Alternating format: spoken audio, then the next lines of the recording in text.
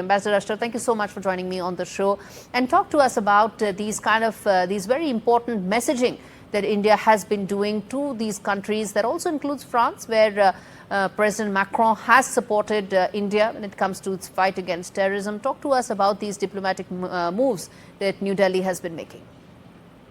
Well, I think first of all, there is always some element of concern when there is a military escalation in any region of the world. However, I think the world has understood the reasons for the action that we have taken.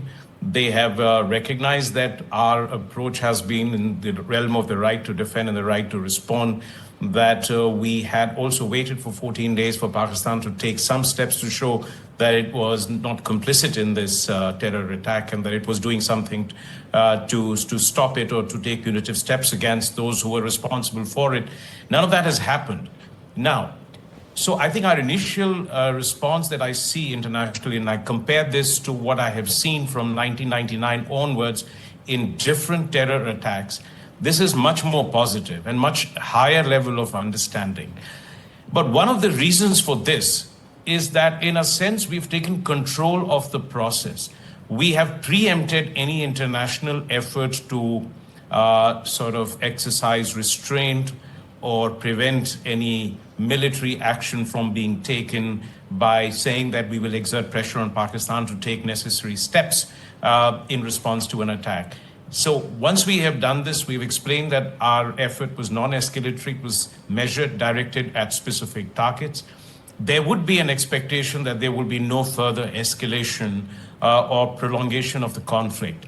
And that would also mean that they would be putting pressure on Pakistan to avoid taking any major retaliatory steps, because those steps would really end up targeting Indian civilians or Indian military installations. And that would be an act of war. Whereas this was just a right to defend and a right to respond. And when that happens, you will see a major escalation in conflict, because we will also have to retaliate in that case. And then I do see some sort of international pressure building to de-escalate the situation and prevent or keep the war to a limited level. Then it comes to the next set of questions. Can the international community to do anything to extract a cost from Pakistan for the continuing support, sponsorship of terrorism? I'm going to come to that, sir. Bear with me, sir. I'm going to come to that in just a bit, but I want to first talk about the immediate. When we are talking about the diplomatic pressure that the world is exerting on Pakistan, the UNSC meeting that it wanted to hold, that did not yield a statement. In fact, reports seem to suggest that there was a lot of the members sought difficult questions and answers from Pakistan, and some even lectured it.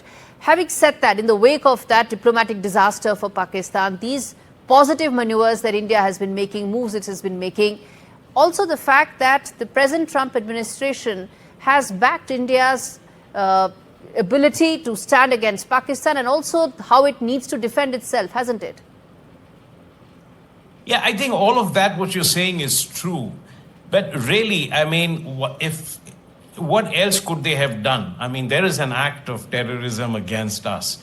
And it is a very, very brutal attack. It's very barbaric. I mean, I think it shook the conscience of everyone in the world. The countries had to, on a matter of principle, and in the context of in relations with India, had to take a stand of unequivocal solidarity and support for India. That is a diplomatic process, and that is a diplomatic success.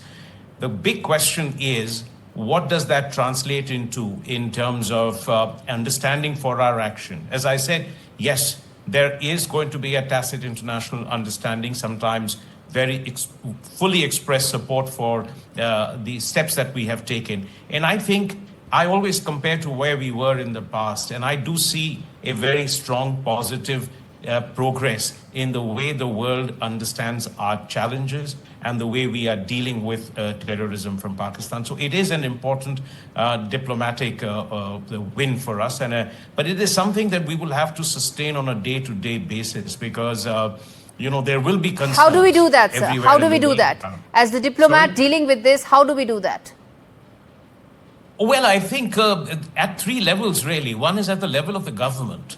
in each country that we are in. That's number one. Number two, at the level of the media in each of these countries, because media, as everywhere else, tends to be the most uncompromising in terms of understanding our position, and also in terms of peddling some sort of outdated narratives about India and Pakistan. Second. Third is to the larger political and think tank and policy influencing community around the world. And that's a very important step we'll take. But also, we will have to continue to ask very friendly countries to condition their further assistance and relationship with Pakistan, trade, investment, assistance, to some genuine steps that they take with regard to dismantling the terror infrastructure and ending this policy of supporting terrorism from India. I think that's the substantive part of the diplomacy, which, as you said, will unfold in the days to come.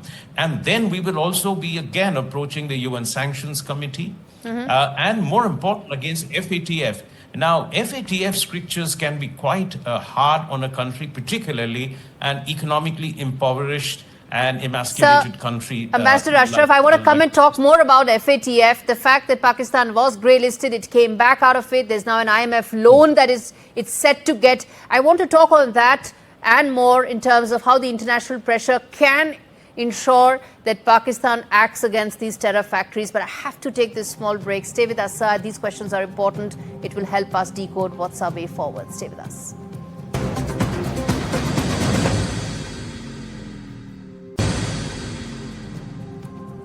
Ambassador Ashraf, on the point regarding FATF and IMF bailouts to Pakistan, 1.3 billion is now very quickly set to be disbursed further. How can we stop that? It's a terror state and this money goes to fund terror.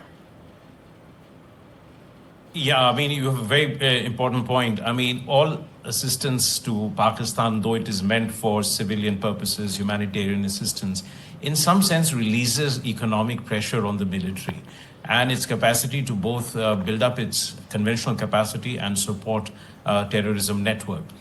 So we will be definitely holding this to account in the IMF.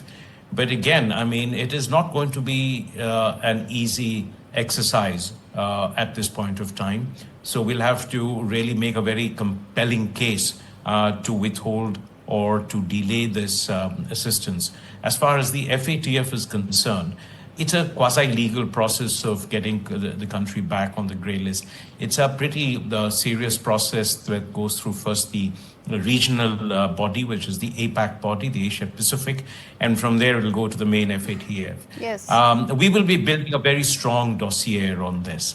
And on this group, and on the main important thing for us would be to establish the unequivocally the links with Pakistan state. Yes. And its entire government structure, the military structure, and the absence of any credible steps it is taking in that direction. Absolutely. And then we'll have to negotiate this with all our key countries in order to get them back onto the grey list. Absolutely. Sometimes, and this is again going to be a test of our of the world's commitment for zero tolerance of terrorism, is whether competing geopolitical considerations and interests trump this issue, or they are willing to support us in putting Pakistan on the docks in the FATF. All right, so we leave it there. The 27-member FATF did put Pakistan on the grey list multiple times, but Turkey and China helped it bail out.